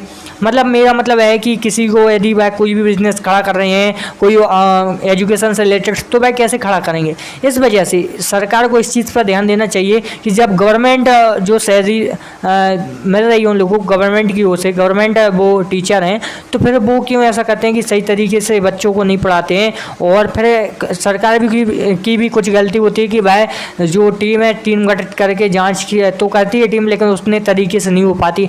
आप लोगों को मालूम है हर तरफ भ्रष्टाचार और रिश्वत का जो काम है वो चल रहा है, तो क्या कह सकते हो, खुलेआम सब लोग देखते हैं लेकिन कोई भी एक्शन नहीं लेता। तो भाइयों लेकिन एक्शन नहीं लेता, लेकिन आपका एक कदम आपको आपके बच्चों का भविष्य मतलब उज्ज्वल की तरफ ले जा सकते हैं। इस वजह से आप लोगों को कुछ ऐसा करना होगा, आप लोगों को मिलजुल कर, कि जो व्यवस्था है कानून की वह ठीक हो जाए और जो शिक्षा है वह भी तरीके से दी जाए। तो आप लोगों को इस पर काम करना चाहिए, वर्क करना चाहिए। और वैसे एक चीज़ मोस्ट इम्पॉर्टेंट आपको बताना चाहता हूँ कि लगातार ही आप लोगों को मालूम होगा कि सरकार ऐसी व्यवस्था करती है, लेकिन फिर भी कुछ ना कुछ मिस्टेक रह जाती है। जा रहा है इसी को लेकर कई विधायकों को बुलाकर किसी रिजॉर्टों में रखा हुआ है, सबसे महंगे रिजॉर्ट में पूरे राज्य के। तो ऐसा क्यों कर रहे हैं? ऐसा इसीलिए कर रहे हैं, आप लोग समझिएगा, कि सरकार हमारी रहे, हमारी खुशी रहे, हमारी शान रहे, बस इसी के लिए सब लोग लगे हुए। लेकिन यह कोई नहीं देख रहा कि एक दिन जाना तो सबको है, तो कुछ भलाई कर दिया जाए, क्योंकि यह सोच सबकी नहीं होती। इस वजह से मैं आप लोगों से कहता हूँ, ज़्यादा से ज़्यादा इस चीज़ को सपोर्ट करें, समझें और बताएं। एक्चुअली जब तक ऐसा नहीं करेंगे तब तक कुछ नहीं होगा, तब तक ऐसे ही जो भ्रष्टाचार है वो मचा रहेगा। जल्द से जल्द इस मुद्दे पर सब कुछ स्पष्ट कर दिए जाने के बाद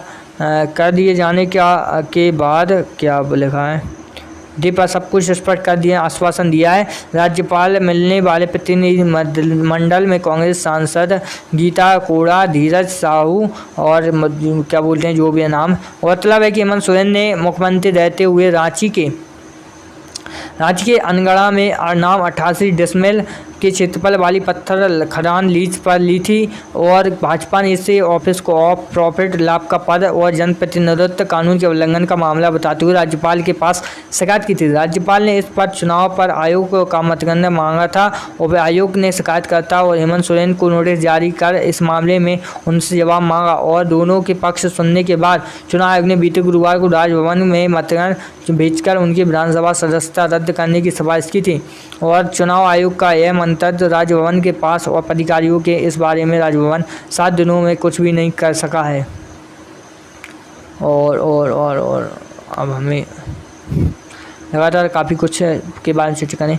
दिल्ली विधानसभा में नेता प्रतिपक्ष रामवीर सिंह बुदूड़ी और नेतृत्व में भाजपा विधायकों ने गुरुवार के मुख्यमंत्री अरविंद केजरीवाल के इस्तीफे की मांग करते हुए उनके निवास के बाहर धरना किया। नेता प्रतिपक्ष के मुताबिक विधानसभा विपक्ष में सवालों के जवाब देने की मुख्यमंत्री अरविंद केजरीवाल ने हिम्मत नहीं है, इसलिए जब भी इन सवालों पर जवाब मांगा गया, विपक्षी विधायकों को मार्शल बुलाकर सदन से बाहर करा दिया गया। जाहिर है कि मुख्यमंत्री खुद इस सारे भ्रष्टाचार के संरक्षक हैं और इसलिए उन्होंने इस पद पर बने रहने की कोई अधिकार नहीं है। इसके साथ ही भाजपा विधायकों ने कहा कि विधानसभा की विशेष सत्र के 500 दिन उन्हें निकाल के केजरीवाल सरकार ने लोकतंत्र की हत्या की है। मुख्यमंत्री अपने बाप को कट्टर ईमानदार कहते हैं, लेकिन उनके उप मुख्यमंत्री के खिलाफ सीबीआई ने FIR दर्ज की और एक अन्य वरिष्ठ मंत्री 3 महीने से जेल में है। केजरीवाल ने उनके खिलाफ कोई कार्रवाई करना तो दूर, उन्हें मंत्रिमंडल से भी नहीं निकाला। स्पष्ट रूप से भ्रष्टाचार का संरक्षण है। हजारों करोड़ रुपए की शराब घोटाले के बाद शिक्षा घोटाले की रिपोर्ट भी सामने आ गई है और आ चुकी है। यह कोई आरोप नहीं बल्कि केंद्रीय सतर्कता आयोग की रिपोर्ट है जो 2.5 साल पहले दिल्ली सरकार को सौंप दी गई थी। इसको समझें और बताएं और लोगों को भी समझाएं किस तरीके से आप क्या करें कि आने वाले वक्त में आपको कुछ लॉस ना हो बल्कि प्रॉफिट हो। वैसे आपको भी क्या लगता है वो तो मुझे कमेंट में जो बताएं, लेकिन मैं तो यही कहना चाहता हूँ कि इतना ज़्यादा भ्रष्टाचार चारों तरफ मचा हुआ है कि क्या बताएं। इसी चीज़ को ख़त्म करने के लिए लगातार मेरी ओर से कोशिश की जाती है और सरकार भी कोशिश करती है। यहाँ आने वाले वक्त में कुछ ना कुछ सुधार होना चाहिए और कुछ ना कुछ सुधार होगा तभी कुछ होगा।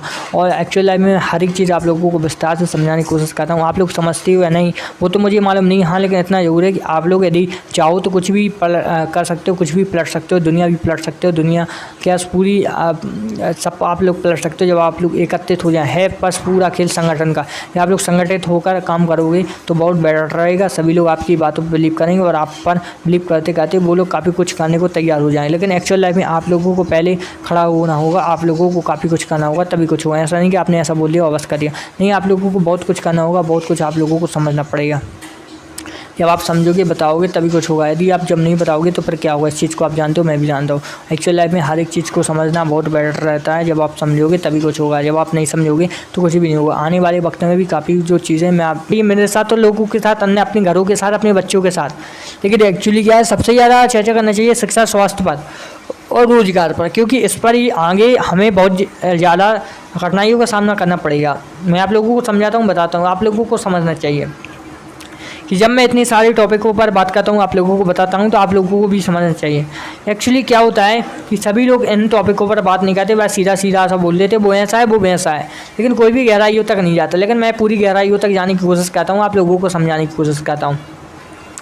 अब बात करते हैं कुछ और चीज़ों पर। देखिए, आप लोगों ने एक चीज़ देखी होगी कि लगातार सरकार की ओर से कुछ ऐसी बातें कही जाती हैं कि आप उसके बारे में सोच भी ना सकते हो।